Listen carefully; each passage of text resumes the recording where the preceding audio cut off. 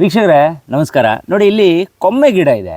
ಇದು ಲಿವರ್ ಫಂಕ್ಷನ್ಗೆ, ಇನ್ನೂ ಅನೇಕ ಕಾಯಿಲೆಗಳಿಗೆ ಇದು ತುಂಬ ಒಳ್ಳೆಯ ಔಷಧೀಯ ಸಸ್ಯ ಅನ್ನೋದು ಗೊತ್ತಾಯ್ತು. ಹಾಗಾಗಿ ಡಾಕ್ಟರ್ ಮುರಳೀಧರ್ ಅವರು ಇದ್ರ ಬಗ್ಗೆ ಮಾಹಿತಿ ಕೊಡ್ತಾರೆ. ಸಂಪೂರ್ಣವಾಗಿ ಕೇಳಿ ಬೇರೆಯವ್ರಿಗೂ ಇದನ್ನ ತಲುಪಿಸಿ. ಇದು ಕೊಮ್ಮೆ ಸೊಪ್ಪು ಬಯಲ್ನಾಡವ್ರಿಗೆ ಗೊತ್ತು. ನಿಮ್ಮ ಕುಂದಾಪುರ, ಉಡುಪಿ, ಮಂಗಳೂರು ಸೈಡ್ ಬೆಳೆಯುತ್ತೆ. ಶಿವಮೊಗ್ಗ ಆ ಕಡೆ ಬೆಳೆಯುತ್ತೆ. ಮಲೆನಾಡಿನವರಿಗೆ ಸ್ವಲ್ಪ ಅಪರೂಪ. ಹಾಗಾಗಿ ನಾನು ಇದು ಬೆಳೆಸಿದ್ರು ಕೂಡ ಇದಷ್ಟೇನು ತುಂಬಾ ಚೆನ್ನಾಗಿ ಬಂದಿಲ್ಲ. ಇದನ್ನ ಹಿಂದೆ ಬತ್ಸಾರು ಮಾಡಿ ಉಪಯೋಗಿಸ್ತಾ ಇದ್ರು, ಮುದ್ದೆ ಬತ್ಸಾರು. ಯಾಕಂದ್ರೆ ಇದು ಹಿಮೋಗ್ಲೋಬಿನ್ ಜಾಸ್ತಿ ಮಾಡುತ್ತೆ. ಸೊ ಆಮೇಲೆ ಲಿವರ್ ಫಂಕ್ಷನ್ ಗೆ ಬಹಳ ಒಳ್ಳೆ ಔಷಧಿ. ಆಮೇಲೆ ಕಿಡ್ನಿ ಫಂಕ್ಷನ್ ಗೆ ತುಂಬಾ ಒಳ್ಳೆ ಔಷಧಿ.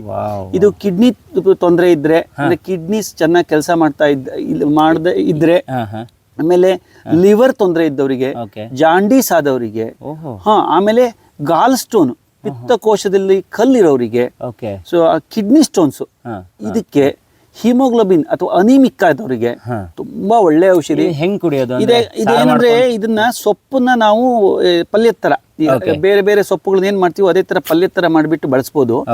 ಅಥವಾ ಈ ತೊಂದರೆ ಇರೋರಿಗೆ ಇದರದ್ದು ಕಷಾಯ ಅಥವಾ ರಸ ತೆಗೆದುಬಿಟ್ಟು ರಸವನ್ನ ಬೆಳಿಗ್ಗೆ ಖಾಲಿ ಹೊಟ್ಟೆಯಲ್ಲಿ 15 ml ಕುಡಿದ್ರೆ ತುಂಬಾ ಒಳ್ಳೆ ಔಷಧಿ. ನಮ್ಮ ಆಯುರ್ವೇದದಲ್ಲಿ ನಾವು ಇದರ ಬೇರು ಕೂಡ ಬಳಸ್ತೀವಿ.